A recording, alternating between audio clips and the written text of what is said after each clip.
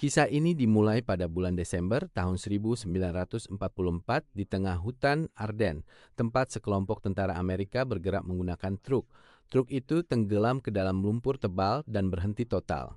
Sersan pertama turun untuk memeriksa dan saat itulah dia mendengar suara kendaraan melaju ke arah mereka. Kabutnya sangat tebal sehingga tidak ada yang terlihat di depan dan Jerman menggunakan perlindungan itu untuk melepaskan tembakan, menewaskan seluruh kelompok tersebut. Mereka adalah tentara dari Korps SS Partai Nazi.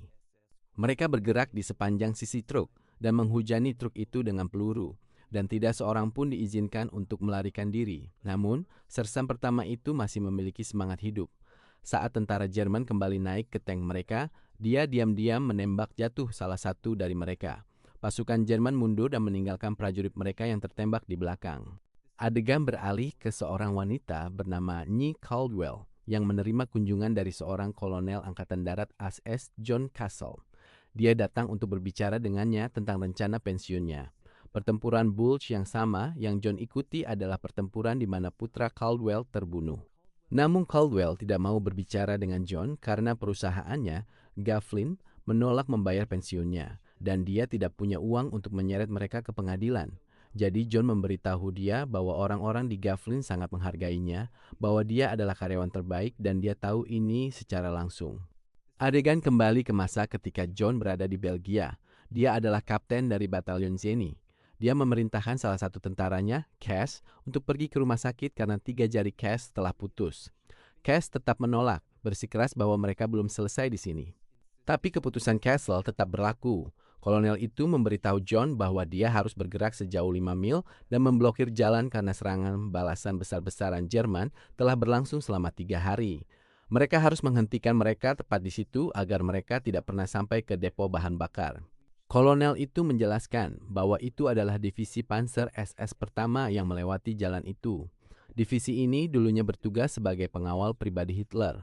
Mereka bukanlah tentara, mereka adalah para pembunuh. Jadi mereka harus menghadapi orang-orang ini tanpa mengikuti hukum internasional apapun. Para prajurit ini memiliki tato SS di lengan mereka.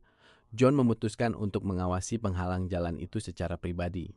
Kolonel memberitahunya bahwa pada saat mereka selesai membuat penghalang jalan, sisa batalion sudah akan bergerak, jadi titik pertemuan akan dikirimkan kepadanya melalui radio.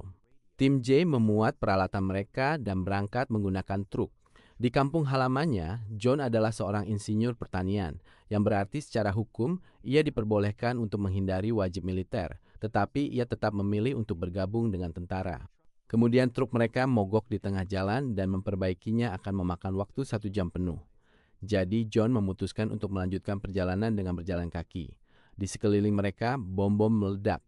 Mereka sampai di jalan dan mulai membangun penghalang jalan, tetapi salah satu tentara tertembak. Ada penembak jitu Jerman di atas bukit. John dan Ramirez bergerak ke arah penembak jitu, merangkak hingga berada tepat di bawah mereka dan keduanya melemparkan granat. John menyuruh Ramirez untuk memastikan orang-orang itu sudah mati. Seorang tentara Jerman masih hidup, mengatakan sesuatu kepada mereka, tetapi semuanya hanyalah pengalihan perhatian untuk meledakkan granat. Ramirez melemparkan dirinya ke atasnya dan meninggal. Saat itulah John melihat sebuah tank Jerman melaju di jalan dan dia menyadari bahwa penghalang jalan mereka belum selesai. Namun, untungnya semua anak buahnya berhasil bersembunyi sebelum tank Jerman mencapai mereka dan tank itu sendiri berhenti tepat di depan penghalang jalan. Para tentara Jerman menyerang tim J, menembaki John juga dan sebuah peluru menembus pahanya. Para tentara Jerman kemudian bergerak tepat di depan matanya. John mendatangi setiap anak buahnya yang gugur, mencabut tanda pengenal dari leher mereka dan mengumpulkannya menjadi satu. John meledakkan TNT dan menumbangkan pepohonan di jalan. Sambil membawa radionya, dia kembali ke truk yang mogok itu.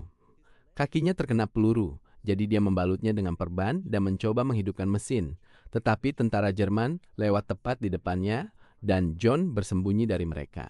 Seorang tentara naik ke dalam truk. John melawannya, melilitkan kabel radionya di leher pria itu dan mencekiknya hingga mati. Dan disinilah John melihat seekor kuda putih. Setelah itu, John menghubungi Buzz melalui radio dan melaporkan bahwa misi telah selesai, tetapi anak buahnya tewas dan dia sendiri terluka. John membagikan koordinatnya, tetapi di antara dia dan Buzz terdapat banyak sekali tentara Jerman. John harus sampai ke titik kumpul sendirian dan itu adalah perjalanan yang sangat jauh. Bas tidak bisa membantunya karena mereka sendiri sedang dihujani tembakan artileri. Jadi John mulai berjalan. Dia berjarak 27 kilometer dari titik kumpul. Dia melihat sebuah rumah di depannya. John mengambil selimut dari jemuran dan menyelinap ke dalam gudang tempat seekor ayam betina bertelur. Dia makan satu butir telur dan minum air. Sambil melihat foto istrinya dan memikirkannya, dia langsung tertidur di situ. Keesokan harinya, pemilik rumah menodongkan pistol ke arahnya. Tetapi John menjelaskan bahwa dia adalah orang Amerika. Sebuah keluarga Prancis tinggal di rumah ini dan mereka merawat lukanya. Keluarga ini tidak mengerti bahasa Inggris dan John tidak mengerti bahasa Prancis. Jadi mereka berkomunikasi melalui isyarat dan beberapa kata bahasa Inggris yang terucap. Orang-orang ini juga takut dengan bom yang meledak di sekitar mereka.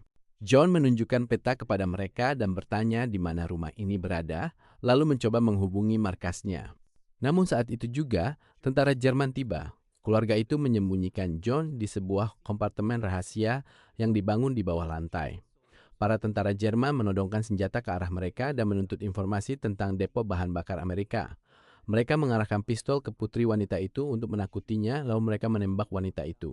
John keluar dan membalas. Dia menyembunyikan putrinya di bawah. Di luar, ayah gadis itu juga telah tewas. John diam-diam membunuh tentara di dalam tank, mengambil tank tersebut dan melarikan diri dari sana. Para tentara Jerman menembaknya dari belakang. John kesulitan mengemudikan tank, tetapi seekor anjing berkeliaran di jalan di depannya. Karena berusaha menghindari menabrak hewan tersebut, tank itu keluar jalur dan terguling ke jurang. Dan John pingsan akibat benturan itu. Saat ia sadar beberapa saat kemudian, pintu palka tidak mau terbuka. John memukulnya dengan sesuatu dan memaksanya terbuka. Dia kembali ke rumah keluarga yang telah dihancurkan oleh tentara Jerman sebelum pergi, tetapi gadis itu aman di ruang bawah tanah. John memberitahunya bahwa orang Amerika akan datang dan mereka akan membantunya. Dia memberikan salah satu pistolnya kepada gadis itu untuk keselamatannya, mengatakan bahwa dia menyesal, lalu pergi.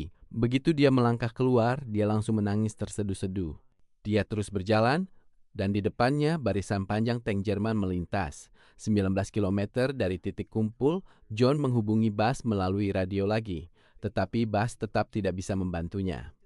Pasukan Jerman mengepung mereka dan mereka kesulitan mempertahankan posisi mereka sendiri. Sambil terus maju, ia menemukan sejumlah besar tentara Jerman yang tewas dan sebuah kendaraan mendekat dari belakang. John menyembunyikan radionya dan berbaring di antara mayat-mayat itu. Tentara Jerman datang dan mengambil jam tangan dari pergelangan tangannya. Mereka mulai mengencingi kepalanya, mereka mengambil senjatanya. Dan saat itu juga, tentara Jerman yang berbaring di samping John membuka matanya. Pria itu mencoba berteriak, tetapi John menusuknya dan membunuhnya. Tentara Jerman yang tersisa pun pergi. Setelah itu, John melanjutkan pendakiannya. Dia berjarak 14 km dari titik kumpul dan di sini dia melihat sebuah rumah yang terbengkalai. John masuk ke dalam, tetapi dia melihat sebuah ketel sedang mendidih. Sebuah tongkat tergeletak di sana dan tepat lalu seorang tentara Jerman muncul. John memukulinya sampai mati dengan tongkat kayu itu. Dia mengambil penyembur api dari sana dan diam-diam bergerak ke lantai atas tempat dua tentara Jerman lainnya menunggu. Saat salah satu dari mereka keluar untuk mengambil sesuatu, John membakar yang lainnya hidup-hidup. Dia menghabisi pria itu sepenuhnya dengan pistol milik prajurit itu sendiri. Setelah itu dia melemparkan granat ke arah tentara yang duduk di dalam tank. Selanjutnya John melihat kuda putih itu sekali lagi. Dia berada 10 km dari titik kumpul ketika dia menemukan truk tentara yang ditunjukkan di awal cerita. Sersan pertama Pierce masih hidup di sini. John memberikan sisa air minumnya kepada pria itu. Dia berencana untuk mengeluarkan truk ini dari jebakan dengan bantuan dereknya. Tetapi tepat saat itu serangan udara menghantam truk dan segala sesuatu di sekitarnya. Untungnya John selamat, tetapi Pierce tidak berhasil.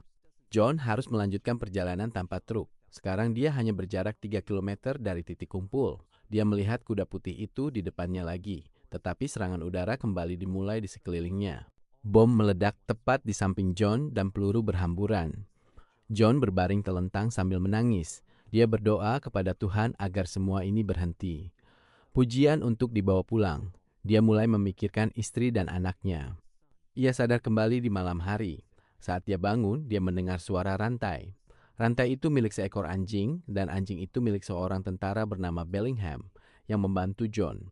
Kendaraan Bellingham terbalik di sini. John mengalami cedera parah dan Bellingham mendudukannya.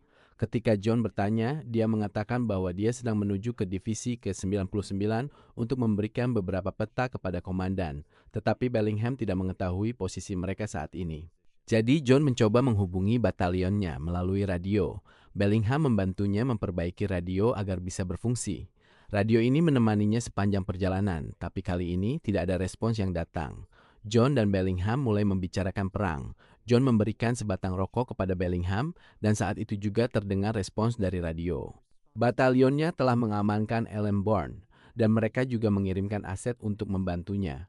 Jadi John memberi mereka koordinatnya dan memberitahu mereka bahwa ada prajurit lain bersamanya, Bellingham, yang perlu mencapai markas besar ke-99 dan membutuhkan posisi mereka. John dan Bellingham mulai berbicara lagi. Bellingham adalah penggemar musik sepak bola. Baginya, pertandingan Angkatan Laut dan Angkatan Darat adalah hari libur nasional. Jadi, John bercerita tentang keluarganya kepadanya. Bellingham melangkah ke samping untuk buang air kecil. Dan tepat saat itu, mata John tertuju pada rokok yang sedang dihisap Bellingham. Dia menghisap rokok Lucky Strike dengan cara yang salah. Dia tidak membakar logo itu terlebih dahulu. Dan saat itu juga, lokasi markas ke-99 terungkap melalui radio dalam bentuk pengkodean SOE, yang berarti metode rahasia. Ketika John meneruskannya ke Bellingham, Bellingham tidak dapat memahami kode tersebut. Dia bilang itu di luar kemampuannya. Jadi John mengacungkan pistol ke arahnya. Bellingham adalah seorang Amerika yang berperang untuk Jerman. Tidak ada yang mengajarinya cara menyalakan kembang api seberuntung itu dengan benar.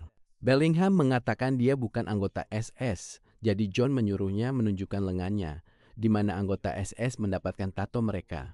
Perhatian J yang kedua beralih ke radio. Bellingham berlari. Dia menembak John. John berlindung di balik kendaraan yang terbalik.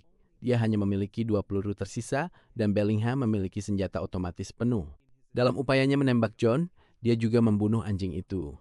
Dari sisinya, John menyia-nyiakan salah satu pelurunya, tetapi peluru terakhir mengenai Bellingham. Dengan segenap kekuatan yang tersisa, John mencoba menyeret dirinya ke arah radionya, tetapi dia pingsan. Pagi harinya, seorang tentara Amerika menemukannya dan menyelamatkannya. John bertanya di mana radionya. Radio itu ada tepat di sampingnya. John sadar kembali di rumah sakit tempat Jenderal Lore datang menemuinya. Hambatan yang dia buat telah memberi mereka beberapa jam berharga, dan itulah mengapa mereka mencalonkannya untuk bintang perak atas semua yang telah dia lakukan. Mereka membenarkan bahwa prajurit Bellingham memang merupakan seorang pembantu dan bahwa John benar sepenuhnya telah membunuhnya.